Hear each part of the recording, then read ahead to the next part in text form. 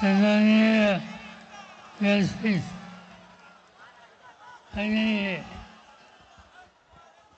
देशाची लोकशाही टिकवण्याच्यासाठी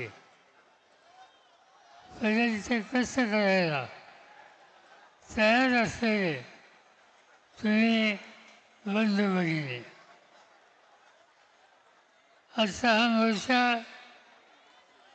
मला काही जुन्या गोष्टी याचा आठवण करून देतो. मला आठवतं 1978-19 या काळात महाविद्यालयामध्ये शिकत असताना संयुक्त महाराष्ट्रात बसण्यासाठी असे मोर्चे निघाले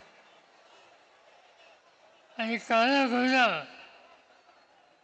आणि त्याचा परिसर तिचे मोर्चे एक प्रकारचा इतिहास निर्माण करावे हे मोर्चे होते. आणि त्यानंतर आज तुम्ही सगळ्यांनी जी जबरदस्त एकजूट दाखवली त्यातून संयुक्त महाराष्ट्र याची जी चळवळ होती त्याची आठवण होती. आज एक महत्त्वाचा विषय आपण हातात घेतो. आपण स्वतःसाठी काही मागत नाही. आपण एवढंच म्हणतो की लोकशाहीमध्ये संविधानानं जो अधिकार तुम्हा आम्हाला दिला त्याचं जतन करणं याची आज वेळ आली. आपण बघितलं निवडणुका झाल्या आणि त्या निवडणुकीमध्ये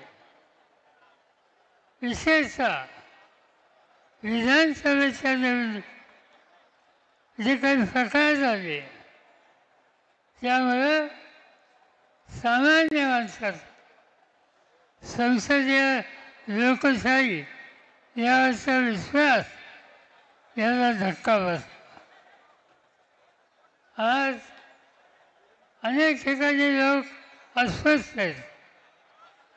आता या ठिकाणी उत्तमराव जानकर सोलापूर तिथल्या आमदारांनी त्यांचा अनुभव तुम्हा सगळ्यांच्या समोर सांगितला.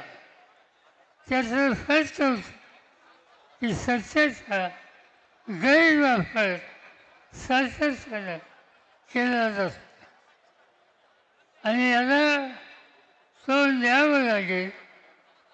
राजकीय मतभेद असू शकतात, निवडणुकीमध्ये संघर्ष असू शकतो, पण या सगळ्या गोष्टी विसरून आम्हाला एक व्हावं लागेल आणि या देशाचा मतांचा अधिकार लोकशाहीचा हा अधिकार हा जतन करणं हेच आमचं कर्तव्य आहे.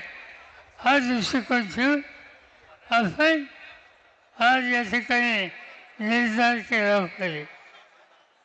काही ठिकाणी काही लोकांनी तक्रारी केल्या, काही ठिकाणी सांगण्यात आलं की इथं बनावट आधार कार्ड हे मिळतात.